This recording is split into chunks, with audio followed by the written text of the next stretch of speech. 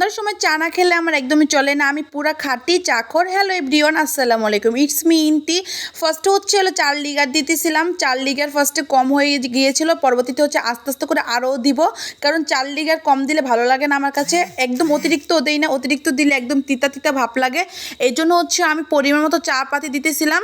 আমি হচ্ছে চা প্রচুর পরিমাণ খাই, দিনের ভিতরে হচ্ছে 3 থেকে 4 বার খাই। এখন তো উইন্টার চলে আসতেছে, এখন হচ্ছে চা খেতে প্রচুর পরিমাণ ভালো লাগে। এরপর হচ্ছে আমি আরও চিনি দিতেছিলাম, কারণ চিনি হচ্ছে আমি প্রচুর পরিমাণ করে খাই।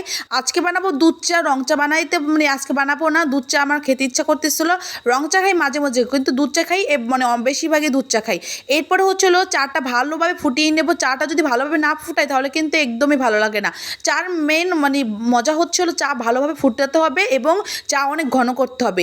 এরপর আস্তে আস্তে চা ফুটিয়ে নিতেছিলাম এবং আমি পাশ থেকে আমি তো একটা স্ট্যান্ড দিয়ে ভিডিও করি। আমি তো কেউ আমাকে ভিডিও করে দেয় না, বা আমি এক হাত দিয়ে ফোন ধরি আর এক হাত দিয়ে ভিডিও এভাবে করি না।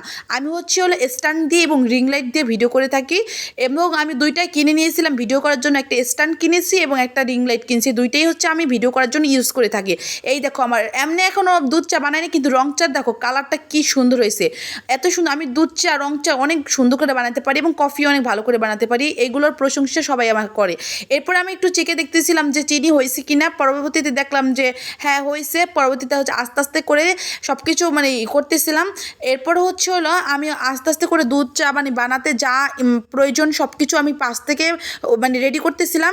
এখন আমি দুধ দিয়ে দেবো, অনেকগুলো দুধ দেবো। কম দুধ দিলে ভালো লাগে না, আমি অনেকগুলো দুধ দিয়েছিলাম, কারণ দুধ চায় যদি দুধ কম হয় তাহলে কি সেটা দুধ চা হয়? সেটা তো দুধ চা হয় না। এই জন্য অনেকগুলো দুধ দিয়েছি। 4 পাতি অনেক কম দিই, 4 পাতির সাথে যে পানিটা দিয়েছি এটা দিয়েছিলাম অনেক কম, কিন্তু দুধ দিয়েছি কতগুলো দেখছো। আমি দুধ চাই, অনেক পরিমাণ দুধ খাই। এরপর আরও আস্তে আস্তে দুধ দিতেছিলাম। এখন জাল দেবো একদম হাই হিট করে, কারণ দুধ চাই যদি জাল কম হয় তাহলে কিন্তু একদমই ভালো লাগে না। আমার ভাই আমার পাশ থেকে বক বক করতেছিল, ওর সাথে কথা বলতেছিলাম আর ভিডিও করতেছিলাম। এরপর আমি লাড়তেছিলাম, এবং চা অনেক ঘন খেতে ইচ্ছা করে। দুধ চা ঘন ভালো লাগে, এছাড়া পাতলা পাতলা বা পানি পানি সেই দুধ চা ভালো লাগে না। এবং হাইটে গ্যাসটা জ্বালিয়ে নিব, এবং পাশ থেকে আমার বোনও ছিল, আস্তে আস্তে করে ভিডিও করতেছিলাম। এই তো চা হইতেছিল এবং ফুটন্ত হইতেছে। দেখো চা আমি কত ঘন করে ফেলছি, কারণ চা আমি ঘন খাই, পাতলা খাই না। এবং আমি অনেক দুধ শুষিয়ে ফেলি, কারণ চা দুধ চা ঘন খেতে ভালো লাগে। সেই দিন দুধ চা বানিয়ে সবাইকে খাওয়াইছিলাম। পরবর্তীতে সবাই প্রশংসা করছে, বলে দোকানে এত সুন্দর করে চা বানাতে পারে না, এত টেস্ট হয়েছিল। এবং ফ্যামিলিতে মাত্র 3 জন খাই, 3 জন খাইছিলাম। 3 জনের জন্য এতগুলো চা বানাইছি, কারণ চা কম খাই না, বেশি খাই। এই তো হাইটে জালটা দিয়েছিলাম। এই চা খাওয়ার পরে রাতটা আমি সারা রাত জেগেছিলাম, বুঝছো। চা খেলে ঘুম আসেই না রাত্রে। দিনে আমি 3 থেকে 4 বার তো চা খাই, এর জন্য রাত্রে ঘুম আসেই না। এটা ঘুমের ঘুম না হওয়ার ওষুধ, এইটা ওষুধ। এই জন্য আমি চা বানাতেছিলাম।